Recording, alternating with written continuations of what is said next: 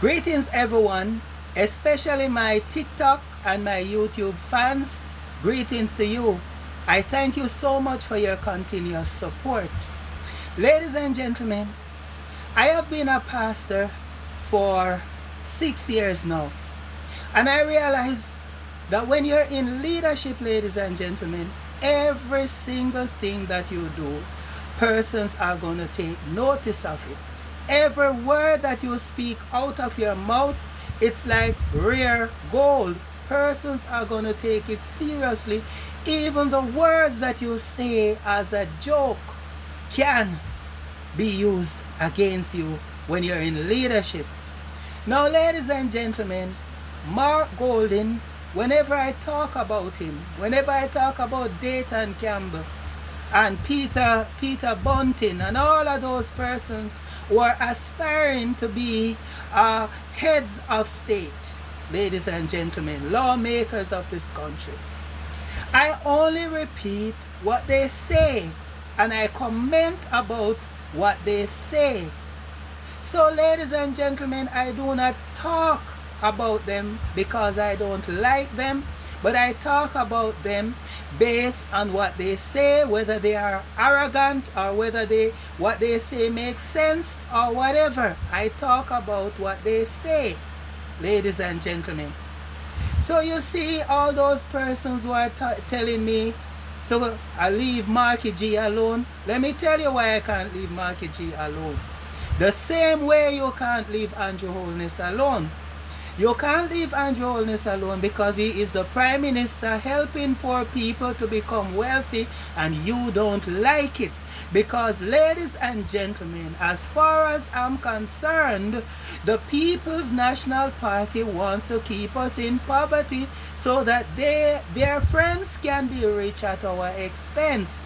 And some people, they don't want to elevate themselves because they believe that a little hand to mouth is just enough to keep them going. They have this hand to mouth mentality.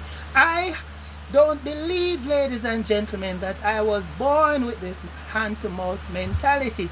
I do believe that each and every one of us have greatness inside of us, and that's where we should aspire to be, not from hand to mouth. And when we have a Prime Minister developing the country, ladies and gentlemen, I do believe that I, as a Christian, have to throw my support behind such person.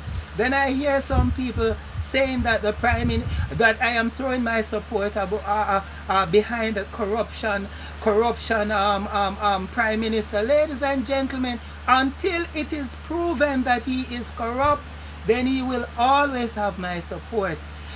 I don't go off naysayers, ladies and gentlemen, and person's opinion of me is not my business. They are the one who have the problem. I don't have a problem with me. I don't have a problem with me. They are the one who have a problem with me. And so their opinions of me, ladies and gentlemen, is not my business. Now, ladies and gentlemen, we recently celebrate our Independence Day, our 63rd year of independence, our 63rd year of independence. Now, ladies and gentlemen, the color for our country, our national color is black, green, and gold. Now, when Mr. Golding comes at an event like the Grand Gala, ladies and gentlemen, in his Rise United color, what is he representing? He's not representing Jamaica. He's representing his political party. Ladies and gentlemen, he went to the Grand Gala in yellow and black, ladies and gentlemen. Not gold and black, but yellow and black. Even if he didn't have the green, ladies and gentlemen, at least wear the right color since you're aspiring to be the Prime Minister of this country. Sometimes, ladies and gentlemen, we need to put aside our political differences for the benefit of our country. Now, when you are going at an event like the Grand Gala, It is not politics there. You're celebrating the country. So when you go there in your Rise United yellow shirt, no wonder the people are making a mockery of him, that he is Quest newest employee, because that's the color that Quest security firm wear. And when you see the opposition leader in it, ladies and gentlemen, it's like he's supporting, he's promoting the security firm. What Mr. Golding don't understand, I don't even know if he even understand how important he is. Ladies and gentlemen, next to the Prime Minister, he is one of the most important person in this country, because he is the opposition leader. He is aspiring to be Prime Minister. In other words, if the Prime Minister messed up, he is the one that the people are going to choose. He is the one that the people are going to lean towards. Now, if he cannot represent Jamaica properly while he's in opposition, how is he going to represent Jamaica if he should become head of state? Now, ladies and gentlemen, I always talk about Dayton Campbell. You know why his constituency drive him away from being MP, from representing them? It is because he was an absentee. He was an absentee MP, ladies and gentlemen. The people didn't have proper representation under Dayton Campbell, so they drive him away, ladies and gentlemen, because he was doing nothing at all for his constituency. And another thing you need to understand is that Dayton Campbell, ladies and gentlemen, from he wins the election, nobody sees him again. It's all about the money. Do you think he really loves the people? He don't.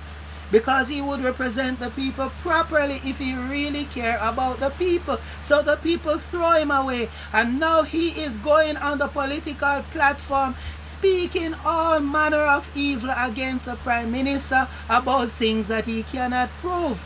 And I love the way how the Prime Minister is handling it. The Prime Minister said that, listen me, we're not into the dirty politics with them. We're clean-hearted people.